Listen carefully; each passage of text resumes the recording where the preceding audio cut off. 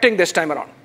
Well, in fact, let's just get a quick word in terms of the numbers coming in from Jharkhand. Harsha, a quick check with regards to the voter turnout in the areas that you have covered.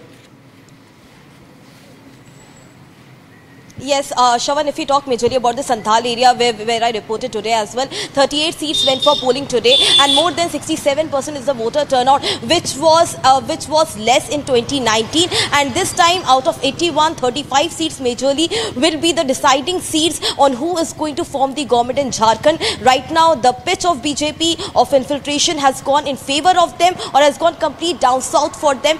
No one can say, because BJP has also maintained a complete pin drop silence on this. But yes, there are several tribal seats where the voter turnout has been a huge voter turnout, which we saw since morning. 35 seats majorly the tribal seats, where they are also were talking on the Maiya Samman Yojana scheme. They were talking about the loans which have been waived off. They were talking about the electricity bills which have been waived off. While we saw BJP only campaigning on the infiltration and on the NRC, while there's a huge sympathy factor for Hemant Soren as well, which we have seen in Santhal belt. So Santhal area, Shravan, is going to be precisely the deciding seats for who is going to form the government in Jharkhand. Last time in 2019, JMM got only 13 seats. BJP got 12 seats. Congress got 8 seats and CPIML got 1 seat here in Santhal. This time, JMM is expecting that at least they will get more than 20 seats here in the Santhal area. If that's going to be the situation, then Harsha, it's a tough head-on-head battle for both BJP and JMM. Yes. Well, thank you very much, Harsha.